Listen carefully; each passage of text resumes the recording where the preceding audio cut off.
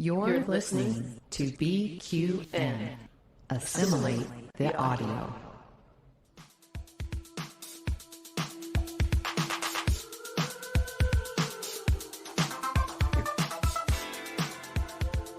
Welcome, listeners, to another episode of All Good Things, a Star Trek Universe podcast here on the BQN and the Fandom Podcast Network. I'm your host, Christos, and with me today are Amy and Mark. Good morning. Good morning. You guys, there were no new Star Trek this week. It's a little, It's weird. I know, it's weird. Yeah. It's Well, true. Yeah. But there's lots of sci-fi to uncover on the interwebs. So, Yeah. you know. Yeah, I have decided myself to jump back into Foundation. And, just this week, we have Ahsoka coming too. So that's going to take us right up to Lower Deck. So, you know what? There's plenty to go around if you branch out from the Star Trek quite a bit. Oh my gosh, Christos, I'm watching Foundation too because of Mark. Mark is the one that keeps pushing me through. I'm like, this is terrible. And then he's like, no, just keep going. Yeah. Now, I'm in season 2 now. Now, And Amy soundtrack. does not think it's terrible, listeners. No. I got a text from her yesterday that she's loving it, by the way. So, yes. It's got an awesome score too. So, So good.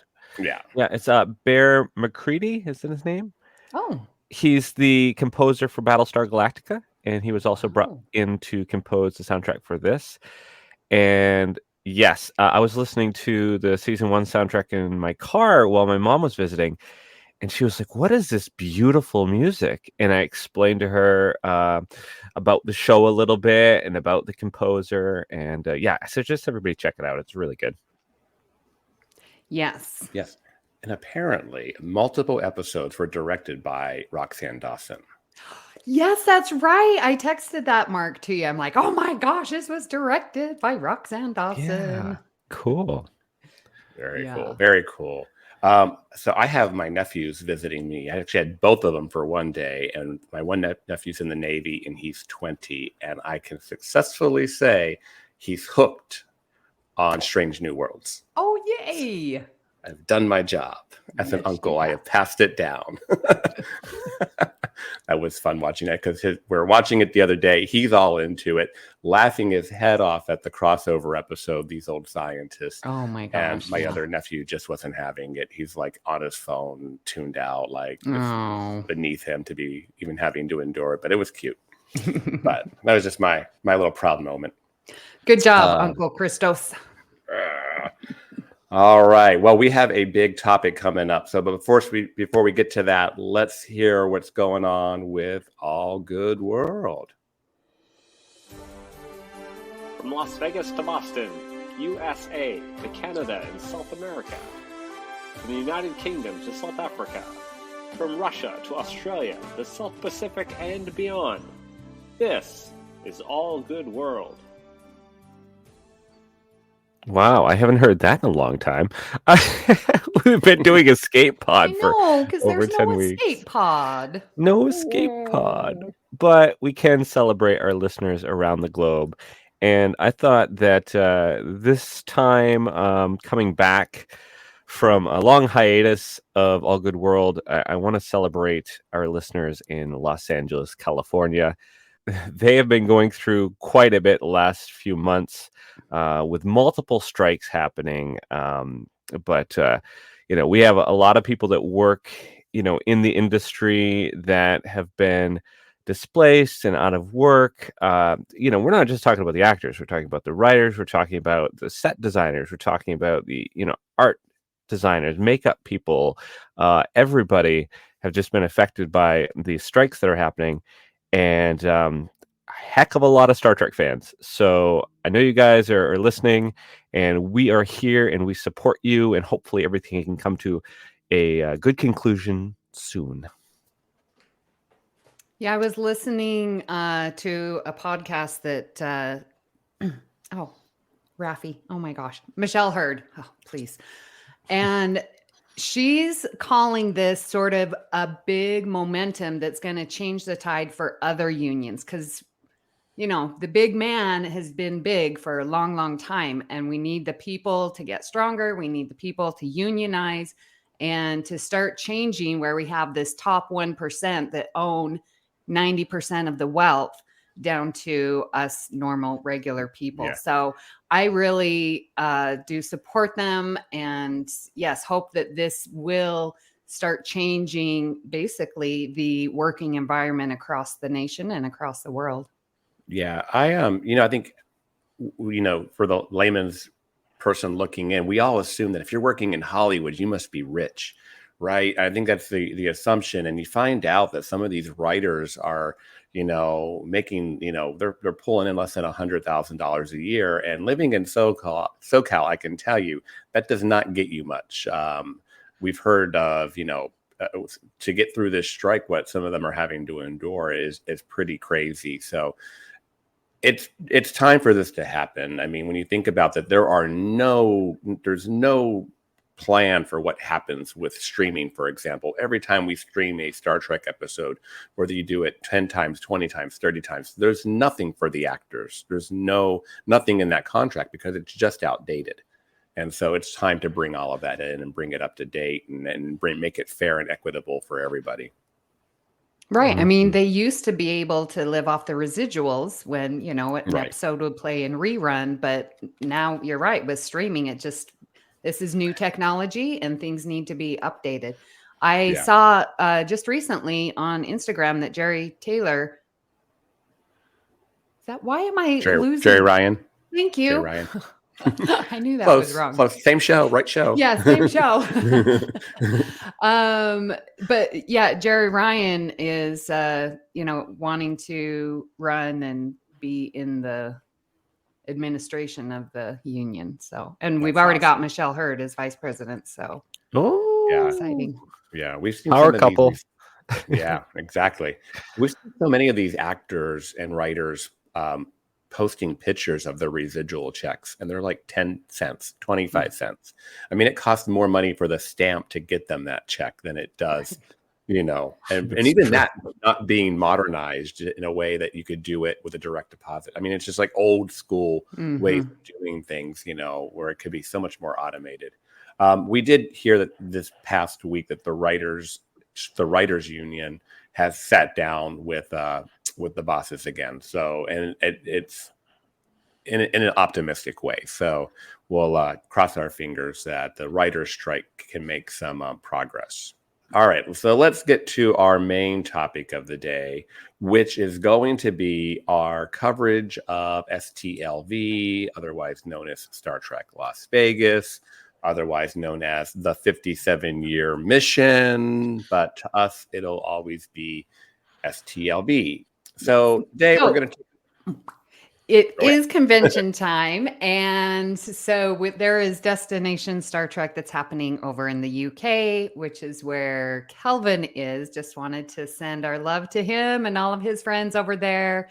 So it's convention season, and we're here to talk about STLV. Yay! And with us, we have some very special guests that we're going to beam in here in just a moment. We have Captain Jeremiah from the Captain's Couch right here on the BQN, and our dear friend Iker. So let's welcome these guys.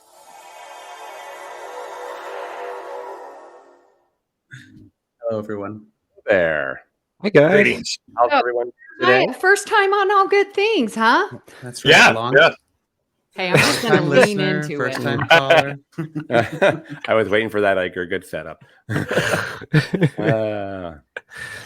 Well, welcome. And so here's your panel today. The five of us are going to kind of break down our 5 to 7 day experience at STLV. I feel like this was one of the longest times I've ever spent in Vegas personally. And as much as I loved everybody, I was ready to go home at the time we were done. 6 nights in Vegas is a long time if you're not a resident. Yeah. I'm going to say this was probably one of my longest ones as well, because I had people coming in before and then the stragglers, who stay after. It was a good full 2 weeks for me. I was doing Star Trek things almost every single night. I'd say 2 nights out of the 2 weeks, I didn't do anything Star Trek-y. This was also the first year you had to travel to the con, huh, Amy? Yes, yes. I was over in the UK with Joe and Ewan and Kelvin and James, and I brought Joe and Ewan back over. We flew across the pond to get over here, and that was very, very fun. Nice, nice. Well, you got to get that experience that all of us have of looking forward to traveling to Vegas. Yeah. All right. So, Iker, how would you explain the convention experience to someone who's never been? Because, you know, you've done plenty of cons and Star Trek cruises. So I would tell the convention is a meeting and gathering of like-minded people with one thing in common, and that is Star Trek. It's definitely grown over the last 7 years that I've gone. I remember the first con I went to in Vegas felt very small, a little. I hate to use the word podunk, but it didn't feel like a very big convention. But because of the newer shows that have been in rotation the last couple of years, it just feels like every year it's doubled in size. They have a vendor's room where you can walk around and buy different merchandise and do different autographs and photo opportunities. And throughout the day, they have different panels of different topics and stuff like that. And then there's also a couple art exhibits. And this year they had a really cool Lego exhibit, which was really cool. So it's just kind of a meeting of like-minded people who enjoy Star Trek. Nice, nice. Yeah. You know, my biggest observation this year was there's a lot of younger fans. I was noticing. For sure. Yeah. And that's so refreshing, because if we don't get younger fans into this, you know, it's not good for the future outlook of Star Trek. So, or even just cons. Yeah. Yeah, I mean, Star Trek's doing just fine in the ratings, I think, but getting people to show up at the cons, you're going to need younger blood, as they say. Everybody else, anything else we missed there with the overall con experience you guys want to add? Well, we didn't. I mean, all of those things are important, but we didn't talk about the fact that it is a great opportunity to either make friends as an adult or get together with your friends as an adult, because these are hard things to do with our busy lives.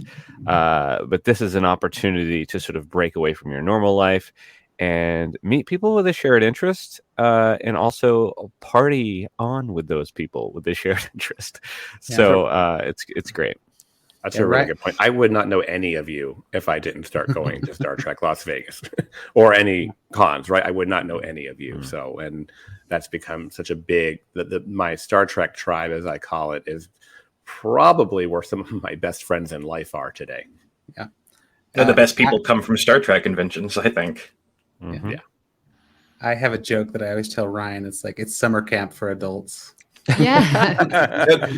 That's how I explain the ending to people that have never gone, is they always ask, you know, why are you so sad when you come back from this vacation where it was nothing but Star Trek? And I'm like, you don't understand. By the end of it, we are all in tears, because it's like leaving summer camp and we're not going to see each other for a year. No matter how frequently we are in contact with each other, we're not going to have that face-to-face experience for another full calendar year at this point.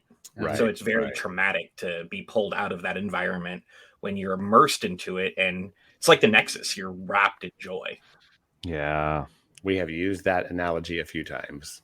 Yes, we have. And it's so interesting to me how we can like all come together and like it's our Trek family, but there's so many of us. And yet it's okay that, okay, you're going to go over here, be with them. I'm over here. And then, but your core group of friends, y'all come back and, okay, we have a drink at Masquerade, or, you know, we have dinner. Like, there's just so many amazing people. And every year I'm just like, I can't believe I met more incredible human beings. Like, it gives you faith and hope in this human race that we are trying to progress and to move forward, and to just have that commonality of, okay, we can be better people.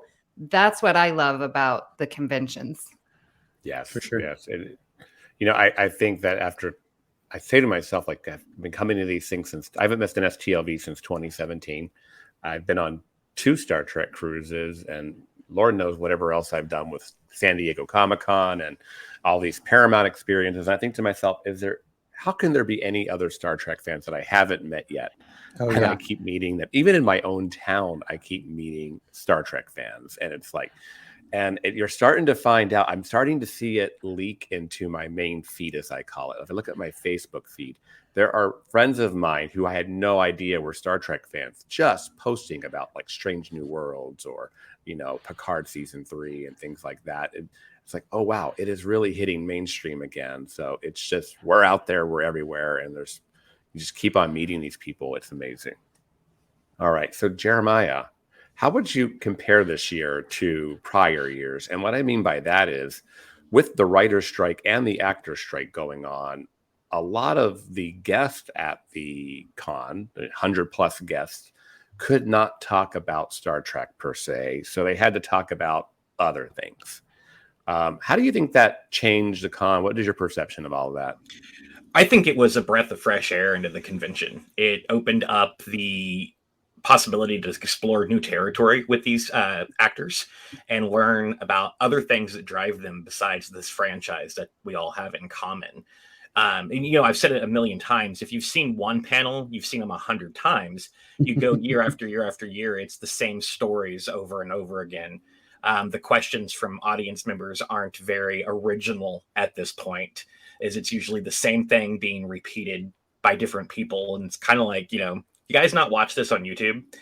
Let's do a little preparation before we come up with some unique questions. And this year, I think it just really breathed a breath of fresh air that I hope we continue to see as people have now experienced the fact that there's a plethora of topics to cover that's outside of Star Trek that's just as interesting because these people were involved in that as well. Yeah, I thought it was pretty interesting just hearing some of the different stories. Amy, I know you hit a lot of the panels. What did you think about that? Yeah, absolutely. What Jeremiah said, like the questions from the audience were so much better. I'm serious. Like in previous years, someone would get up to the mic and like you just already knew, and you do an eye roll, and it's like, this has been asked 20 gazillion times. And I get it because there are new people who have never been to a convention. And so they're excited and they want to ask questions. But this, we got to learn more about the actors and their lives and their passions outside of acting. It was so wonderful to hear. And the moderators were even better because they were forced to, expand their thinkings. Like it was really good. A breath of fresh air. And I want it to continue. Yeah. It was a lot like listening to Investigates. Mm-hmm. Because yes, Gates McFadden rarely talks Trek with her guests. So Iker, you were there last year. Well, and Jeremiah. So asking everyone, like, how did you feel the experience? We're now back at the Rio, Right. and we weren't at Bally's/Paris. Like, compare and contrast that for me, Iker. Well, I enjoyed the Bally's experience. It was different to get a different scene. I just felt like going back to Rio felt like coming home with, I know a lot of people don't particularly care for the Rio as a hotel. However, I think it's kind of like it's like my brother. You can't talk trash about my brother, but I can. So that's how I feel about the Rio. It's like, don't everyone come to says Rio. It's a dump, but it's our dump. It's our dump, exactly. But I just wanted to mention something about the panels that you were talking about earlier, because there was a lot of concern for me and some other people like, oh, what are the rules? What are we allowed to talk about? Like, what are we allowed to ask? And a lot of the actors and the hosts were very respectful to the other actors, with the exception of one, which I think we'll probably talk about later. Oh, I got plans for that one. Yeah. Everybody was really respectful to their fellow actors. And I think the audience was really respectful to the actors as well, as far as understanding, like, this is something that they're really striking for us. Like Amy had mentioned earlier, a lot of this AI technology, it's coming for the actors first, but it could potentially come for the teachers, for the factory workers, for the real estate agents. Like, there's a lot of things that they are fighting for us to do. So I think everybody was really respectful of those strike boundaries. Yeah. Well, everyone except for one, which brings except for one. So, and we can break out to that. I'm going to pass this one to our own Voyager expert, Mr. Captain Jeremiah. Why don't you explain to us all the whole Robert Beltran scandal, and we'll discuss. Oh, Lord, that is a heavy, heavy topic. Were you in the panel? I was in the panel with my jaw on the floor. What was it? 33 SAG violations in a 45-minute panel was the count. Oh, wow. The count that I had gathered. I've heard some conflicting that the numbers may have been a little higher than that, but there was at least 33 violations in that 45-minute panel with him and Garrett Wong. I never thought that I would have a bad opinion of somebody from Voyager. And I don't really know where I stand with it right now, to be completely honest. I'm very conflicted. Like, my loyalties to the Voyager crew obviously are paramount with me, but at the same time, I'm looking at Beltran going, you just torpedoed your career. Your involvement with Star Trek is done at this point. You did this with the vice president of the union right there in the room with you. I know that he made everybody on that panel extremely uncomfortable, that without name dropping anything, there were people behind the stage trying to get his mic cut, trying to get the QA cut, because people kept asking questions directly to Beltran, and he would go on a tangent at that point. And nobody behind the scenes was listening to these people that were trying to stop that before it got even further. And it escalated to a point where I think everybody was uncomfortable. Chase, Garrett, Tim, they were just all extremely uncomfortable. And I think that was in very poor taste of Beltran, despite your personal views, your political affiliations, or any of those related topics. You agreed to abide by the SAG regulations and creation's rules when you signed the contract to attend that convention. Whether you agree with everything or not, by doing that, entering that agreement, you have agreed to follow those rules and blatantly disregarded that. And I think that's going to seriously impact his career and virtue involvement in any con, whether it is creation ran or not. Yeah, well, he's really just become the Donald Trump of Star Trek. But it's worse than that, right? It kind of continued into Twitter and whatnot after the con, right? With some anti-LGBTQ type stuff. Yeah, that hurt. What's that about? Wait, I missed that. Oh my gosh, really? There was a tirade of him blocking anybody with LGBTQ or a pride flag or whatever type of representation in their profile. Yeah, pronouns are, very conservative type crap. Wow. Yeah, I mean, like I said, when you say he torpedoed his Star Trek career and with the fans and probably his ability to get invited back to any con in the future, that's an understatement. I know I'm reminded with this whole Beltran thing is like, you need to remember that as much as we like to love these actors and love these characters and whatnot, that it's really sometimes disappointing when you get to know the person behind the character. And for the most part, I would say 99% of Star Trek actors are some of the most amazing people you'll ever meet. But, you can't expect everybody. I mean, Shatner stepped in it a few times, unfortunately, and so have some others. And it's just, you can't expect everyone to be, have, the same opinions and convictions that you do. But it's disappointing when they don't. Mm-hmm. It's really hurtful too, from a personal level, being personally connected to some of the other Voyager actors on my part, knowing how somebody that they considered a friend had just complete disrespect for them on that panel. Yeah. Well, I thought it was important to talk about this because it was probably the biggest news thing that happened at the panel or at the whole con.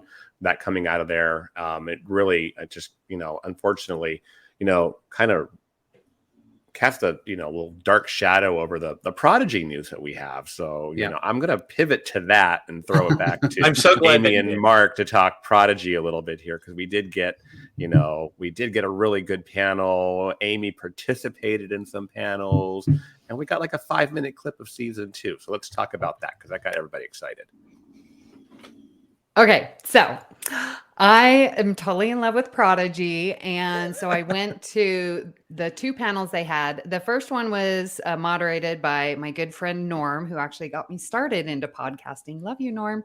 And so he had the Hagelman brothers, Aaron Walke literally got off the airplane, rushed, and got on stage. Like it was that close. And then Bonnie Gordon joined us at the end. And they were just, the big thing that I got from it was they were like, we are 99% sure season 2 is going to get picked up. So with that, I just had a big sigh of relief. I'm like, okay, I'm not worried. We will see season 2. So that was very comforting.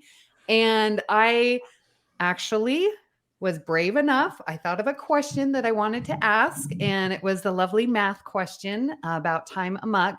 And they revealed to me that on the script were actual mathematical equations describing the time variance between the characters. My mind was blown. Like they are literally using math to write Star Trek. And I blurted out, I'm like, can I have a copy of that? And they said yes. So I'm just waiting to get my copy of the script. And that was so huge for me. And then at the end of that panel, they were like, make sure you go to tomorrow's panel in the main stage. There's going to be a big surprise. Yeah. So listeners, yeah. listeners, if you want to go into the BQN Collective on Facebook, unbeknownst to Amy, I was standing maybe 20 feet behind her when this whole quick Q&A thing went down. And I was actually able to video the entire exchange of her question and answer. And that got posted in the BQN Collective. So you guys can go back and watch it if you'd like. Maybe Mark, we can, pin that to the top for the next, once this episode drops or something. So it's easy to absolutely. find. Yeah. So Mark, we did have a panel the next day where we saw a 5-minute clip of Prodigy season 2. You want to maybe give us a little breakdown of what we saw? Yeah. So essentially they showed it. I'm guessing it was like the beginning, like the first few minutes of the next episode that we have coming up of Prodigy whenever it does drop. And there was some reveals in there. We get to see it's the Voyager A, which they showed part of the underbelly. I was bawling. They I explained a little bit about where the show would be going when it continues. We get to see some of our favorite characters back, and they showed a lot more than I was anticipating. I thought they would show a quick clip. I thought it'd be over in like 30 seconds or whatever. But no, it was like watching the episode. Then all of a sudden it was done. And I was like, no, I want more now. Can I ask a question about that Prodigy panel? Because they said some really interesting things that got my imagination going. Is they said that this season 2 is going to be a Star Trek fans season. That anything that you could kind of dream of that you would want to do in a fantasy world, they tried to do. What do you think that they were talking about? Because my imagination went wild. I'm like, they're doing all this cool stuff. Bob Picardo flipped my switch. As soon as he came down the ramp there, I was so excited because Bob Picardo is one of my, I just love the Doctor on Voyager. And it's going to be a great pairing because he brought a lot of the comedy elements to Voyager, I feel like. And so I think he's going to bring more to season 2 of Prodigy because I don't think it's a one-off. I think he's going to be on for a number of episodes. I predict we're going to see more and more and more Voyager cast members join Prodigy in season 2. And I even saw a little, I don't know if it's clickbait, but there was an article out there that there's actually even hopes for season 3 at this point. So I'm really crossing my fingers, and Jeremiah has something to add. Yes. So I have so much to add here because it's Voyager related. I'd actually known about the Voyager A since December when I'm working on a prop build, and it's a replica of Janeway's Ready Room monitor. And I have done a custom LCARS graphic with classified Voyager database and Janeway's service record. So Aaron filled in some star dates and was like, add this promotion to this star date and add this ship to this star date, which happened to be Voyager A. Met the Hagemans outside on the veranda of STLV smoking, right place, right time, they realized who I was after seeing the Janeway tattoos, and we had a lovely, lovely conversation about season 2 and what's going on. There will be, the hopes are to do season 3 once we get picked up, and then turn Prodigy into a Star Trek feature film universe, where new movie, a new feature, full-length theatrical release would drop every 2 years, like the next gen movies did throughout the 90s. Would you think those would be? Oh, sorry, I didn't mean to interrupt. No. Go ahead. Is that for streaming or is that for theatrical? The way that Kevin stated it was like a theatrical Star Trek universe. So going back to a big screen adventure. Well, I love Prodigy. Whoa. Sorry. This is all such good news. There is also, without saying anything that I am not allowed to say, there is another legacy actor that is involved again in the Star Trek universe through voiceover work, but it has not been made clear to me whether that is in Lower Decks or season 2 of Prodigy. But I do know of at least one more cast member that will be rejoining the Star Trek universe at some point. I'm calling it Captain Harry Kim. We're ready for it. I actually have needs something his promotion. So, if you want to, we're getting all the tea here. We're getting all the tea. If you want to refill, pivot gears here. So, I don't know if anybody was aware or not that Garrett was cut from season 3 of Star Trek Picard. Yes, I did hear that. He was he was actually cut shortly before going in for his uniform fitting. Where Garrett was cut is that the Enterprise F in Captain Shelby was supposed to be Captain Harry Kim of the Voyager B, the Pathfinder class Voyager B, that we actually see in Picard season 3. Is it comes up on one of Raffi's search screens? Is there is a Pathfinder class, and if you screen in, it is the 3rd starship to bear the name Voyager. That was all supposed to be Captain Kim at Frontier Day with Voyager leading the ceremony. Wow. And because of internal politics with Prodigy controlling all assets of Voyager property, they said you cannot use Harry Kim because this will conflict with something that we're going to do. So that was dropped and replaced with Shelby in the Enterprise F, which also goes back to all of the Janeway name drops. Was that Tuvok, all of Tuvok scenes, that was all supposed to be Kate Mulgrew. That you can just tell in the dialogue alone that was not written for Tuvok, that was written for Janeway. So maybe it's a good thing that the Harry Kim thing got cut, because we saw what happened to Shelby. Right. I mean, look at the glass half full. I mean, bringing him back as a captain, and then, well, I don't know, maybe the plan wasn't to kill him, but we don't even know that Shelby particularly died, I guess. But either way, that would be kind of a slap in the face to be brought back and then just to get two phaser strikes. Wow, really cool. That's a lot of good Prodigy news. I know a lot of us have been working to get, download Prodigy, buy DVDs. I know it was on sale on iTunes, and Mark did a pretty good job making sure we all knew about that when it was only $10 for the entire first season. So I think, Mark, we can look forward to some future Prodigy discussions on All Good Things. Yeah, I'm ready. I'm ready. I've been combing through the episodes. I'm going to pin some and maybe some future coming up All Good Things. I can't wait. Kobayashi. We already covered Kobayashi, didn't we? I know, but I got to talk about it again. Once I get the script, we definitely need to cover Time Amok. Oh, so speaking of covering Prodigy, I have secured an episode of The Captain's Couch with some Prodigy creatives that we are just waiting for the SAG sanctions to loosen up a little bit for them to appear on The Captain's Couch to discuss Voyager's legacy in Star Trek Prodigy. Woohoo! Nice. Sweet. So let's move on to our next topic, kind of getting it back to STLV, because that was a really good jaunt down the Prodigy lane. But sorry. No. I'm here for it. I mean, hey, I started the conversation. But let's talk about our photo ops and autograph type experiences. And I'm going to kick it off because I had a really cool one. I was making my way around the vendor room with Ewan and Joe, because they were basically my con partners this week. this year, I should say. And we came across Larry Nemechek, who had gotten a whole box of TNG scripts. I forget the guy's name. Renee Echeverria? Better. Yes, they were all his. He was going to throw them away, and Larry took them, and he brought them to STLV and was selling them, just for like $30 a piece. Which these are original scripts; they're not reproductions and everything. So, as much as I wanted to buy like 10 of them, I controlled myself to buy 2 and leave some for other people because there were some.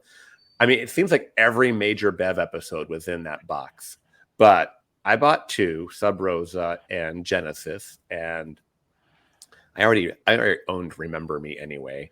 So, and I left the rest, so I was being nice. But then I went and saw Gates, and I wanted to get 1 autograph. And honestly, Gates's prices have gone up in the world because of Picard season 3.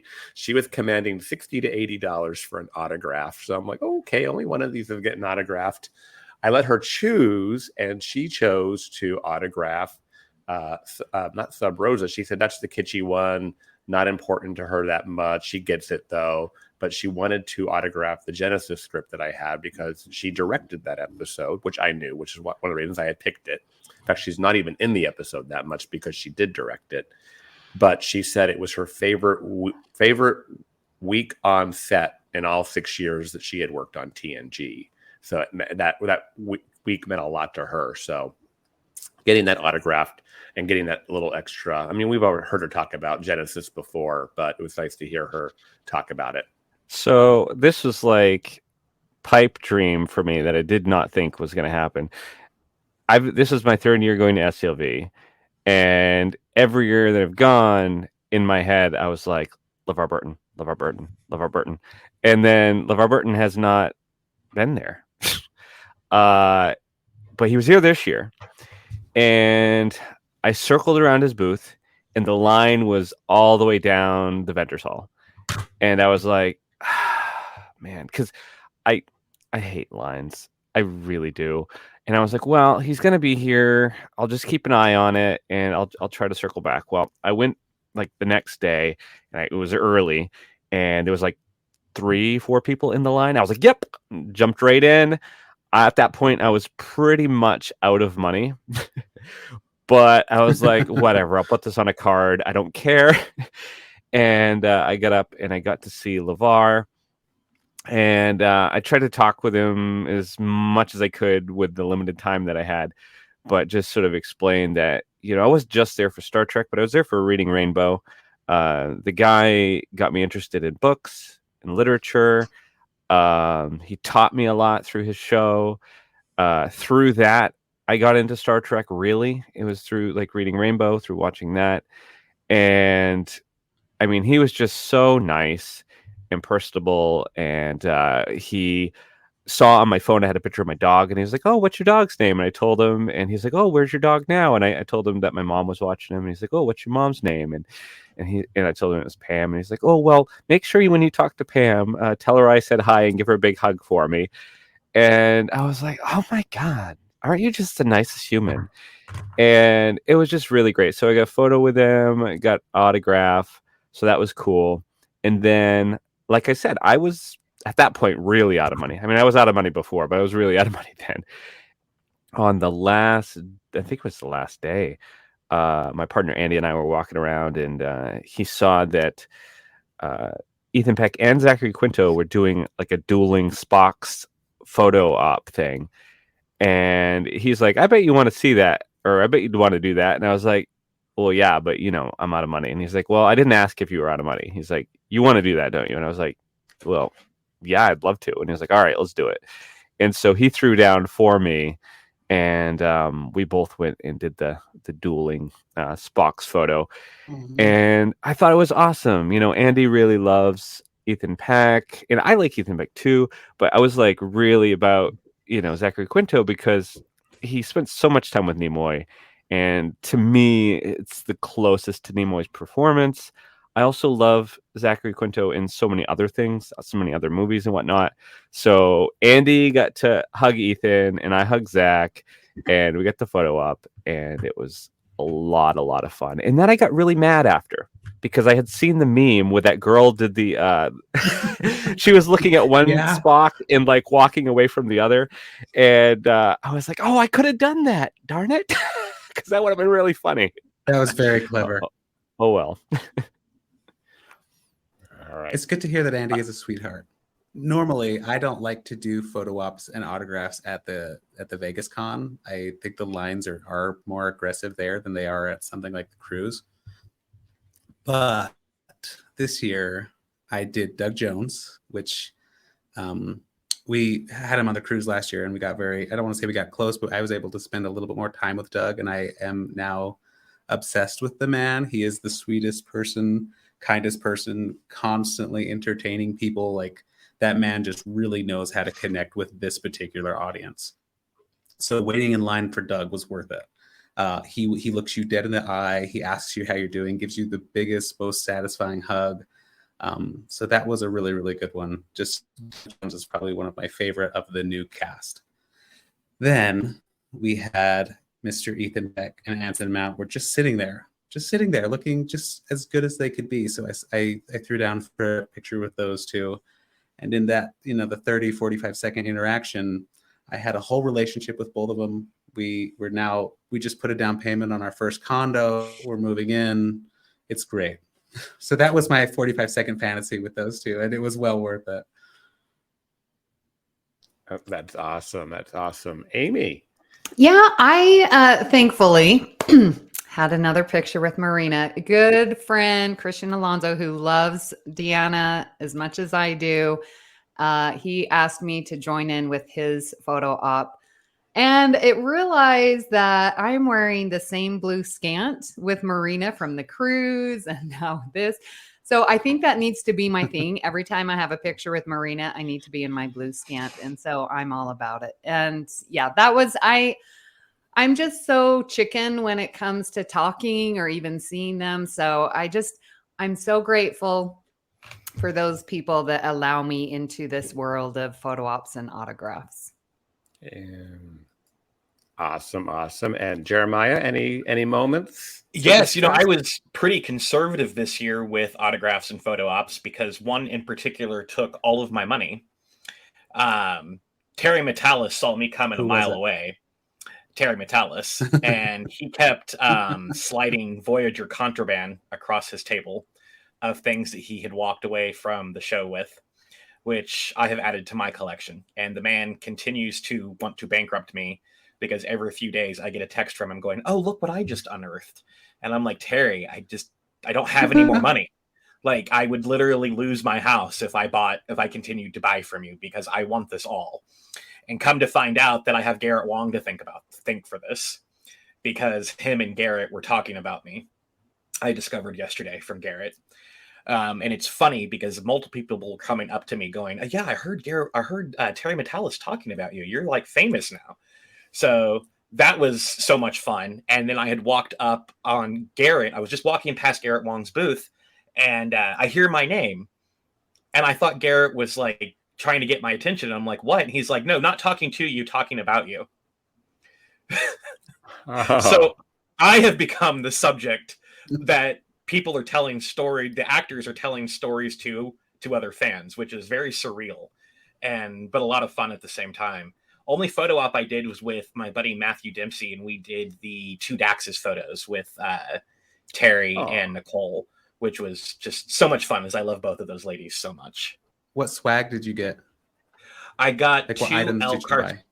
two L-Cars panels from Voyager, a stainless steel coffee mug from Voyager, 2 Deep Space Nine tribbles from the episode Trial and Tribulations, and can actually pinpoint where those tribbles were located. They were 2 of the tribbles that Quark had at the end when he's leaning on the bar. So what else did I get? Carpet from the Enterprise D. And this, which I have handy. I know listeners won't be able to hear it or see it. Oh, I said I had it handy. Don't make a liar out of me.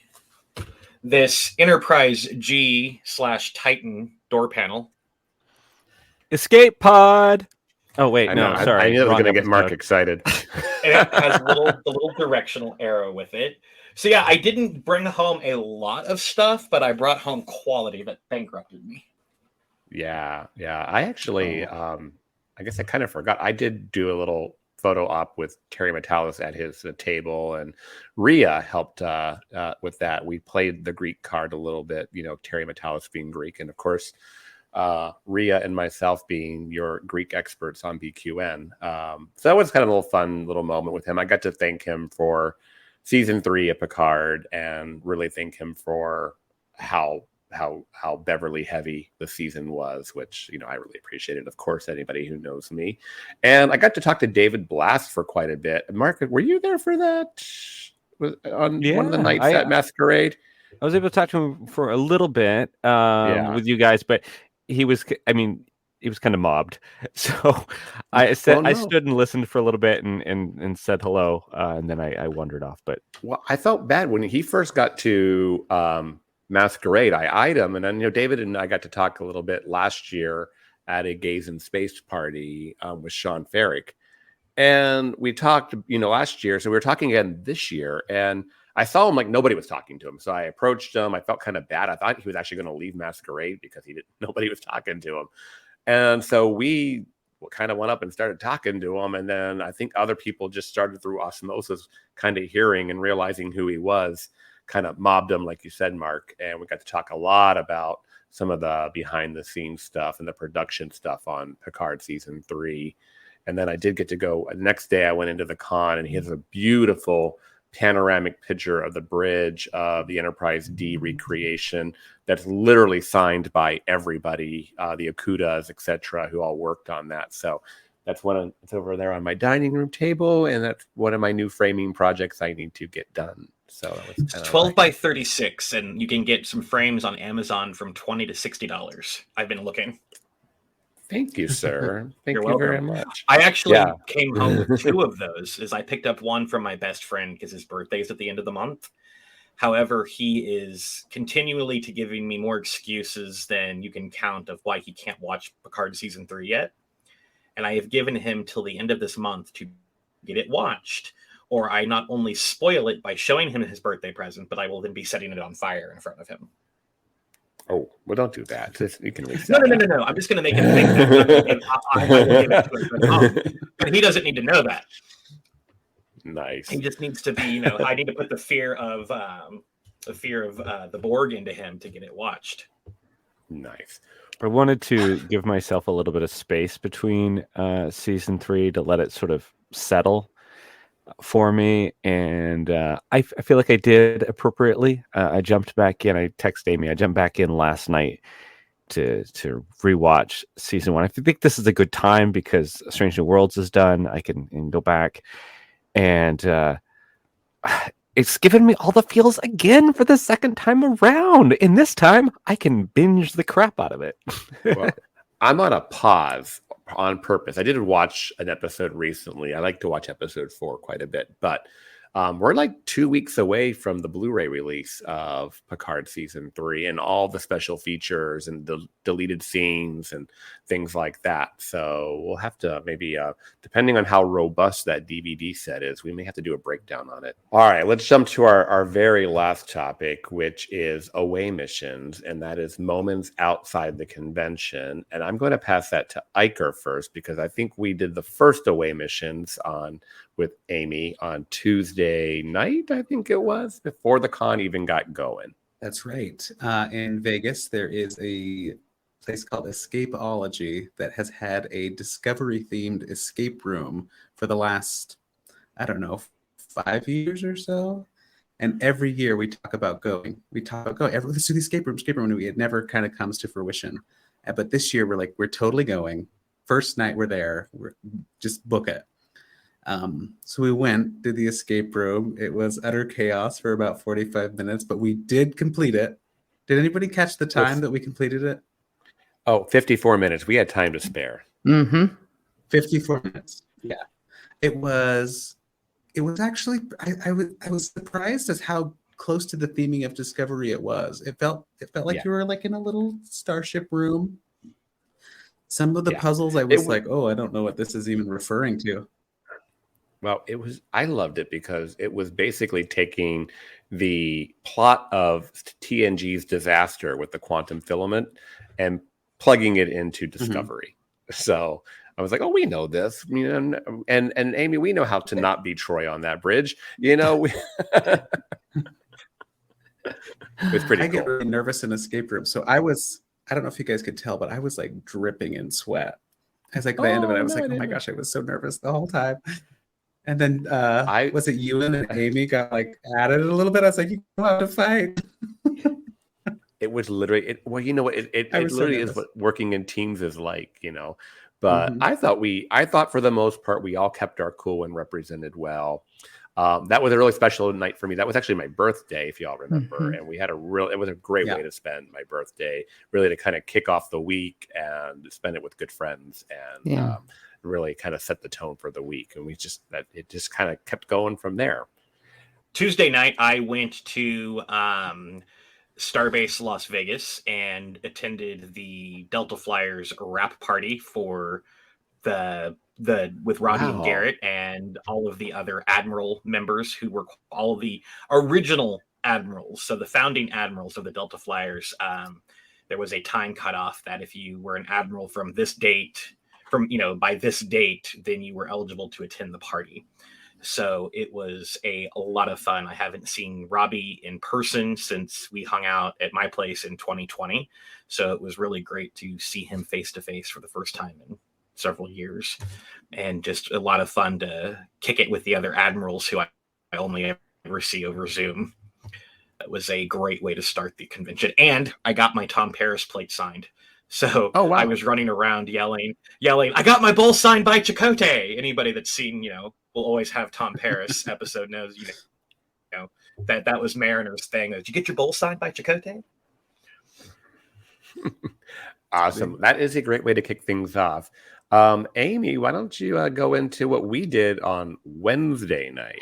Another big weight team mission. Wednesday night. Yeah, it was really fun. We went to, first of all, got dinner at Nacho Daddy's, great nacho place, fabulous, unique, wonderful margaritas. And then we went to see Kelly Clarkson. Yeah. It was so amazing. Christos organized it all, got us the tickets, and we were down like general admission, standing right in front of the stage. She was talking to the audience. And listeners, I know Kelly Clarkson, but I don't really know her. I had never seen her show. I just knew a couple of her really big hits, but she was so engaging and honest and passionate. I'm like, she could totally fit into our Star Trek world. Because she has this hope for a better future. And it comes through in her songs. Even though she's, been going through a divorce and she still has that hope. And I just found the whole evening very enjoyable. And we had good friends there. Adam was new to our group, and he came, and he's such a joy. Just love him. Yeah, it was great that so many of us went. I think there's like 5 or 6 of us in the end. But I just enjoyed the concert. It was great to be there with all of you guys. It was, the concert was everything I could have hoped for. She sings all the good stuff, and including a few deep cuts that I really like. So it was great night too. And we hadn't even started the con yet. Yeah, no, that was Wednesday. Right. Yeah. Anybody else have a Wednesday night activity that they did? We went to Omega Mart on Wednesday night, which is a art exhibit, and I still haven't been. It got pretty freaky. It started out really fun. So just a brief description as to what Omega Mart is. It's a conceptual art piece where you start out in like a Walmart themed store, and then they have these portals where you go to other dimensions, and you can do like scavenger hunts. I wanted to do that. Interactive things. Yeah, we were there for probably about 2.5, 3 hours, and towards the end of it, I mean, I may have had a margarita or two. I started to get freaked out because I could not find my way out of this place. I was like, it's so large and there's so many different paths. I was like, I can't find my way out, and I got disconnected from our group. So I was like asking people, where do I go? How do I get out of here? But that was kind of a fun night. Sweet. Let's see here. Thursday, we actually went away again, didn't we, Amy? We were just busy that week, weren't you? We were. We went Thanks over to to Caesars. our good friend, Matt Harker. We went and saw a show, Absinthe, which I had never seen, and had an absolute amazing, laughing, great time. Yeah. I had not laughed that much in a long time. And I still tell the story of 4 gay middle-aged men and a female. The token female. Yep. The token female. Yeah. Yeah. We got called out big time. We were in the splash zone, as they say. And Amy was sitting right in the middle, 2 guys on each side, and we got called out. So that was a lot of fun, though. I'm like, you're not wrong. Nope. All right. That takes us to Friday. Anybody else have a Thursday, Wednesday, or Thursday story? Other than masquerading all night. Yeah, well, I mean, that's, Yeah. Friday, we did the fan sets party, right? Well, we had our network We had party. dinner. Oh, Yes. Yeah, how could I forget Let's that? not forget that. Yeah. Remember the obscene light fixtures? Yeah. Yeah. Mark, why don't you break down our dinner out on Friday? Oh, yeah. Let's Mark break down the dinner on Friday. Yeah, that's a good idea, Christos. Yeah, okay. Yeah. I see what you did were there. there. Mhm. Yeah. Was I there? I feel like if you remember the BQN party, you weren't actually at the BQN party. No, so here's the thing. Here's the tea. So yes, my body was definitely there at the BQN party. I arrived physically. My being was there. Yeah. So I had an issue. We got these. My partner and I. We went to the dispensary before we went to Vegas, and we got these chocolates.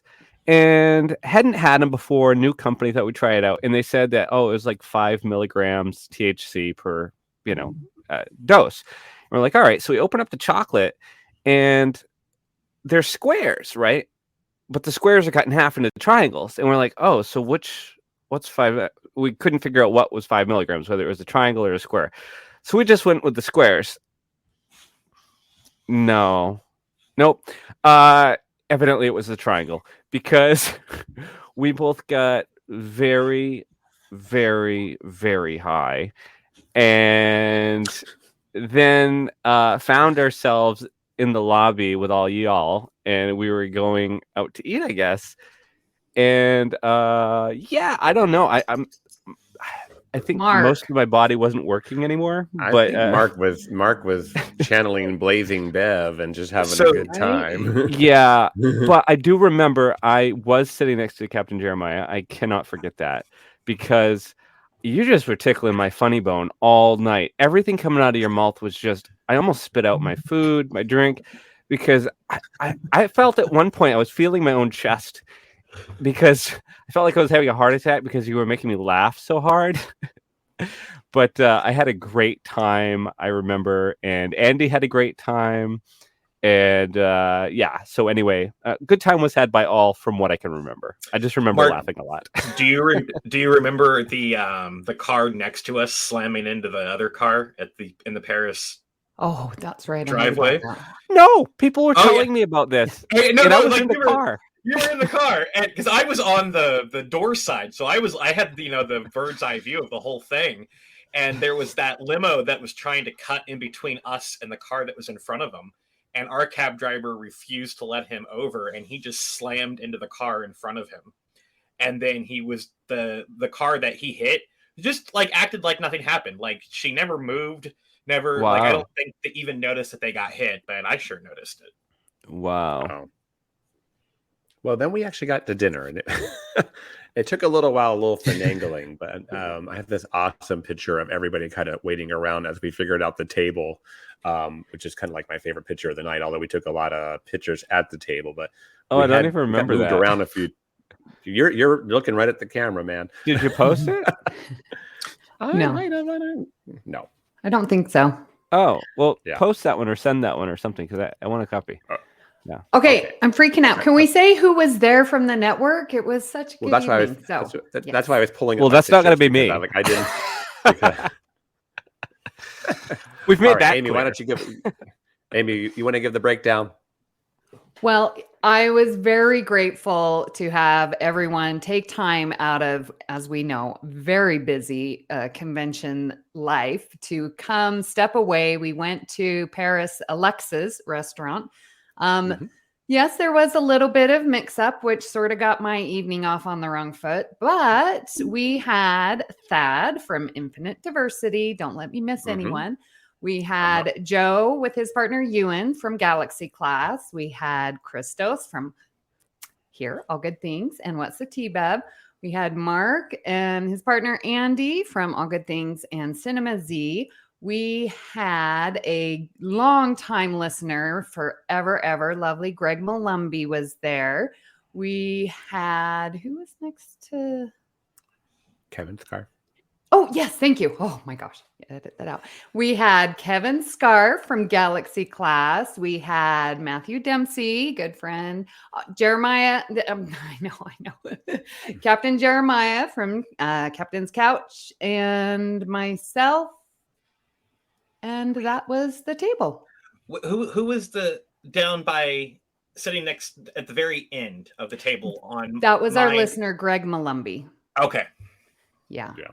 He's been with me since Trek FM days. Like he's traveled with me through all the networks and all the, he's a really good friend in the network. Oh, Rhea was there. Yeah, I was saying, did you mention Rhea? I was just going to mention that.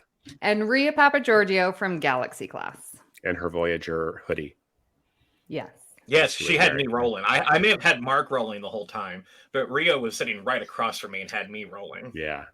I did what I like to do when I'm in a big group like that. I'm strategic and I like to belly up to like the middle of the table. So you kind of are immersed in people on all sides, which can be a little overwhelming actually, because you're trying to keep up in multiple conversations, but it was a good place to be. It was really fun to spend some time with people. I had never even met Kevin Scarf in person before this con. So that was really nice to get to talk to him, get to know him a little bit. So it's just like, it continues to be this great experience at STLV. And Amy, thank you so much for organizing the dinner and pulling us all together. And it was a really good restaurant. Like the food was excellent. Yeah. I really enjoyed getting away. I mean, the Rio wasn't the best for food this year. It never is. So it was kind of good that we got out several times. And then we took off from there. We went to the fan sets party. Is that right? I mean, we crashed the Trek Geeks fan sets party. Yeah, that was very, very crowded. I've been wanting to go the last few years, and this year I was very excited to be able to go. And we got there, and it was like a fire code violation. I mean, you could barely move. We actually got there. I remember the year was at Caesars. It got shut down because they came and booted us out because it was breaking the fire code. Yeah. But Michelle Hurd was there and Bonnie Gordon, and then we were in line a little bit later. Next thing you know, Doug Jones was there, and he graciously took a little selfie with us, and it was a fun little party. And then I think we just decided I just remember deciding we were done and getting in a car. Yeah. I don't know if we all split up at that point, but I just remember getting in a car with Joe and Ewan, and we were on our way back to Rio. I want to say, was that our last big outing? Does anybody else do anything that they want to talk about in the away mission realm? Well, I guess it's not really an outing, but I went to the Roddenberrys did a concert on Saturday night. I think it was either Friday or Saturday night. Mm-hmm. And Tim Russ opened the show. He came and did several songs with them, as did Bonnie Gordon, which it's always a fun time to see the Roddenberrys. But I like that they threw a few surprises at us this year. Yeah, I caught Bonnie Gordon also on one of the Roddenberry stages. She did some performances. Cool. All right. Well, Mark also. Oh, I was just gonna say I also went to that Area 15 thing and checked out what that was and got to see some cool interactive art, get some good drinks and hang out, and it was kind of a cool space. We also went to it was it's part of that complex, but it was the history of space travel. So you could go into this room and it was supposed to be 4D kind of thing where they take you from, man's first mission into space to where they were going in the future. And that was really kind of cool, immersive experience. I haven't done anything like that before, so I enjoyed that. And Andy and I ended up going back to Alexis's restaurant because we love it so much. And I was trying to, when we went for our group, the BQN group, my brain wasn't functioning, so I couldn't remember what I had ordered the year before. But then when we went back the next time, I kind of remembered what I ordered and was able to order it again and loved it. So nice. I love how you guys go to places that I still have not been, and I have freaking lived here for 15 years. So I love it. Nice. All right. So final thoughts. I personally thought it was a really great con. It just reminded me every year why I do this and why I go and why I even do the Star Trek cruise in between to make it actually 6 months between all my trips. But I had a really great time. Anybody want to, wrap up their week or their thoughts on the week? I agree with you, Christos. It's just so much fun, and it's a break from reality. And the most important part is getting to see the Trek family. It's what I primarily go for. Everything else is secondary and just extra fun. But the primary goal is to see all of you and to spend as much time as possible with the people that I love the most on this planet. STLV for me is a lot like Mexican food, right? So you have all of the same ingredients and they're all delicious, but you can form them in so many different ways. You could have a burrito or a taco or a quesadilla or a chimichanga. And so that's STLV. It's like you got the same kind of ingredients every year, but it's never the same food. And it's always delicious. But it's always good. Yeah. Mm. So yes. Listeners, Mark loves Mexican food. Oh, yeah. Well, Amy, we've now created a little bit of a tradition. So 2 years in a row, we've gone to Nacho Daddy. So I think that is a new tradition that we will have to continue going forward because I love that place too. Can we please go? You also took us to the vegan, Oh, yeah. Modern Vegan? The Modern Vegan, which is actually down close to UNLV. But yeah, the Modern Vegan, which a lot of Star Trek people I've seen. I've actually run into Garrett Wong there and Mary Chifo, I think, in there as well. So yeah, it's a cool little restaurant. You would never guess when you pull in. It's a little strip mall, and it looks like you might get killed in the parking lot. But then you go in, and it's just a really nice restaurant. And Amy was doing this thing, listeners, where she would not order food. She would let us all order food and then just eat off our plates because she wanted to try everything. I know. I love that. And everyone was so gracious to give me one bite of their food. So it worked out great, I thought. Yeah, it did. STLV, I have been talking about this every year, it seems like, since I've had a podcast and recapping it. And it's just exactly right, Mark. It's the same thing. It's all the feels, all the relationships. That's what it's about. And I still go to the panels. There's just a draw where I want to see the actors, hear what they're doing. So it's a lovely mix of everyone coming together. It's chaos. Those first few days, you cannot walk down any hall or the vendor room without stopping and reuniting with amazing, great people.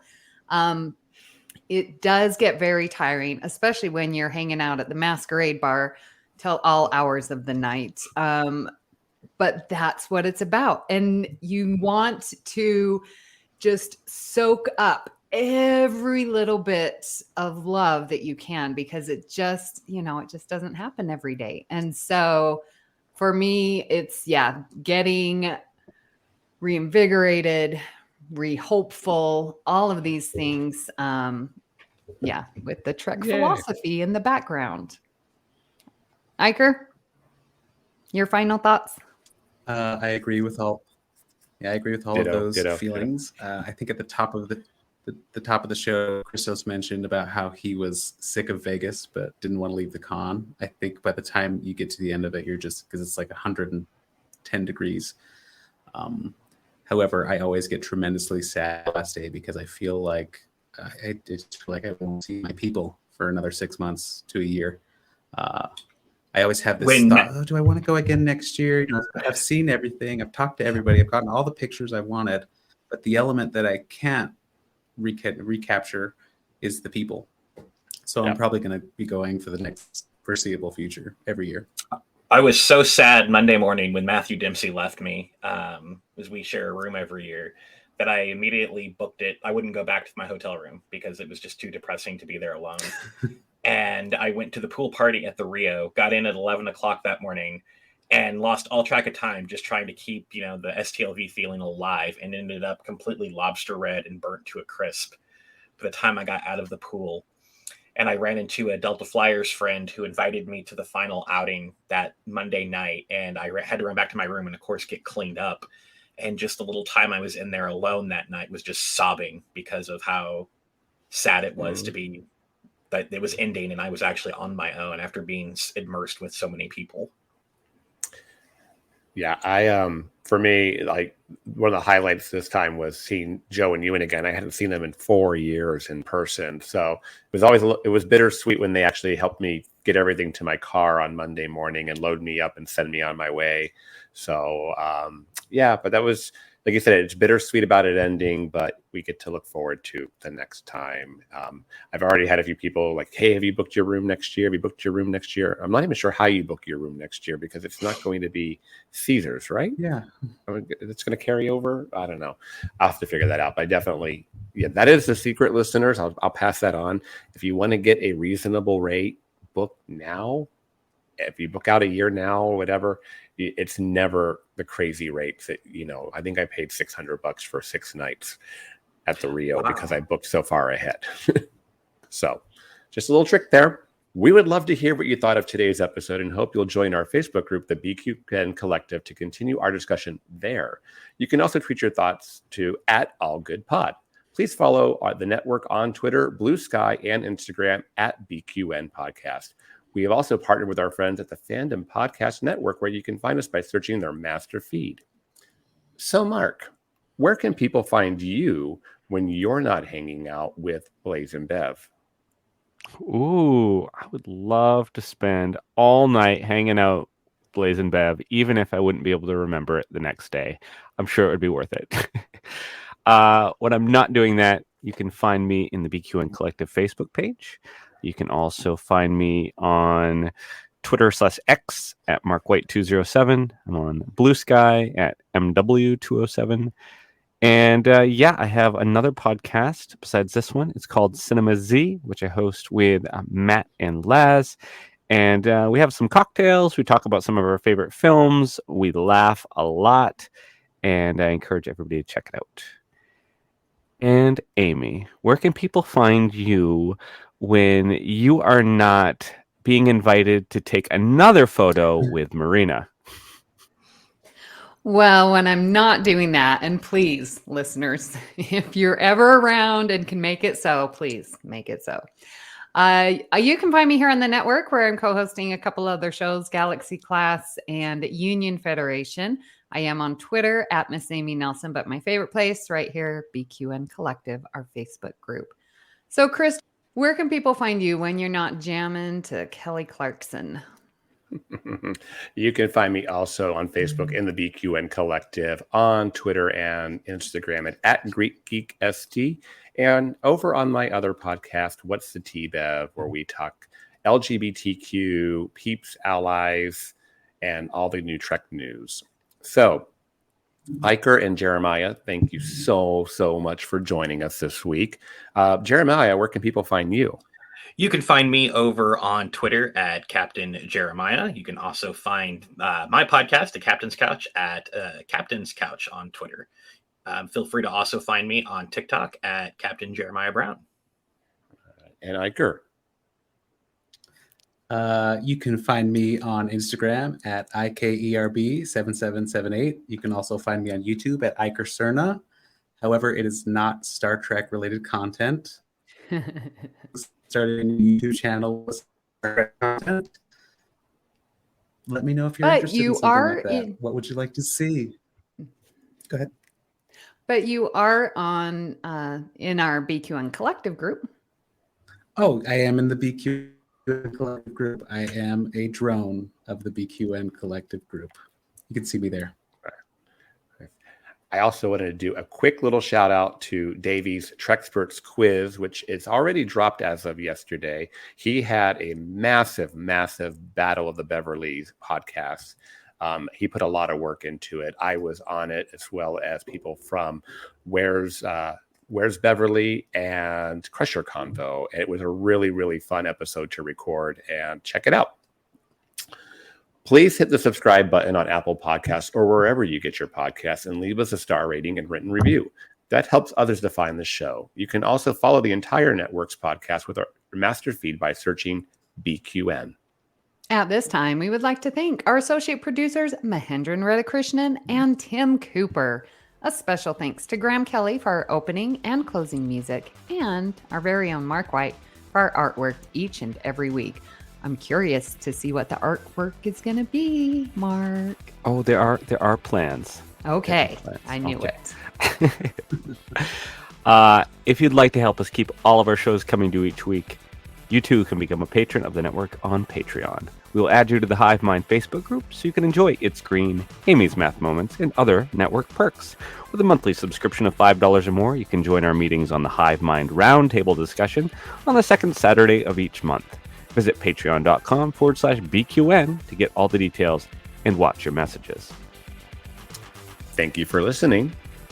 We hope you'll join us as we search out All good things. what shows are on BQN, you ask? Well, here's a rundown of some podcasts you might be interested in. All Good Things, a Star Trek Universe podcast covering all of Trek, hosted by Amy, Mark, Christos, and Kelvin. Bargain Bin Gamer, a YouTube show hosted by Davey, a self-proclaimed gamer who specializes in reviewing and showcasing affordable video games. If you're lost in the Delta Quadrant, check out The Captain's Couch, a Star Trek Voyager podcast hosted by Jeremiah sitting on Janeway's Ready Room couch.